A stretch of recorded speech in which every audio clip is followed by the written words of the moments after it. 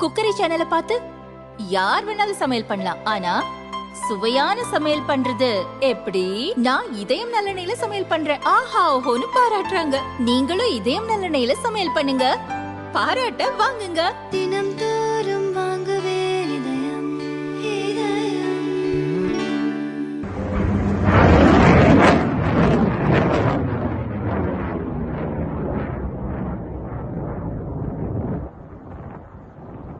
Iran ஆதரவுடன் காசாவில் Hamas, லெபனானில் ஹெஸ்புல்லா, ஏமனில் ஹவுதி பயங்கரவாதிகள் செயல்படுகின்றனர்.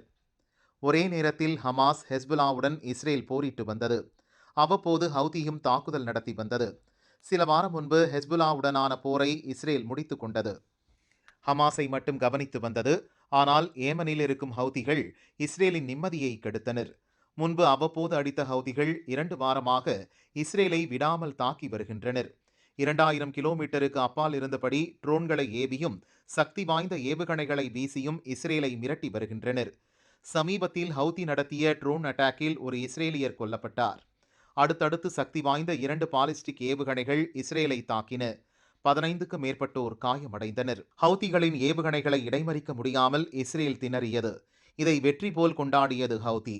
இதற்கிடையே ஹவுதிகளின் கொட்டத்தை அடக்க 14 போர் விமானங்களை ஏமனுக்குள் ஏவி குண்டுமழை பொழிந்தது இஸ்ரேல். ஹவுதிகளின் துறைமுகங்கள், பவர் ஸ்டேஷன்கள் பந்தாடப்பட்டன. இதற்கு பதிலடியாக நேற்று சக்தி வாய்ந்த பாலிஸ்டிக் ஏவுகணை ஒன்றை ஹவுதி இஸ்ரேல் மீது வீசியது. இந்த முறை இஸ்ரேல் சுதாரித்துக் கொண்டது. அமெரிக்கா தந்த தாட் எனும் ஏவுகணை தடுப்பு சிஸ்டத்தை களமிறக்கி ஹவுதிகள் அனுப்பிய ஏவுகணையை வானத்திலேயே தவிடு பொடியாக்கியது.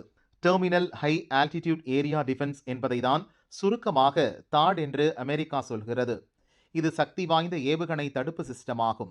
ஈரானை எதிர்கொள்வதற்காக இந்த பாதுகாப்பு அம்சத்தை இஸ்ரேலுக்கு அமெரிக்கா கொடுத்திருந்தது.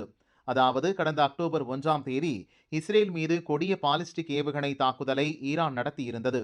ஒரே நேரத்தில் 200 ஏவுகணைகளை இஸ்ரேல் மீது வீசியது. ஏற்கனவே இஸ்ரேலிடம் அயன்டோம், டேவிட் ஸ்லிங், ஆரோ என வலிமையான வான்வெளி பாதுகாப்பு அமைப்புகள் உள்ளன. இவை பல ஏவுகணைகளை இடைமறித்து அழித்தன. இருப்பினும் சில ஏவுகணைகள் இஸ்ரேலை பதம் பார்த்தன. ஈரான் தாக்குதலுக்கு 25 நாட்கள் கழித்து இஸ்ரேல் பதிலடி கொடுத்தது. ஒரே நேரத்தில் இஸ்ரேலின் 100 போர் விமானங்கள் ஈரானுக்குள் புகுந்து மிகப்பெரிய பதிலடி தாக்குதலை கொடுத்தன.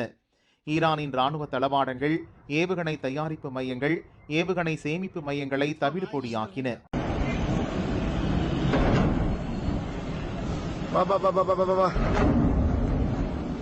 இது ஈரானுக்கு ஆத்திரத்தை ஏற்படுத்தியது.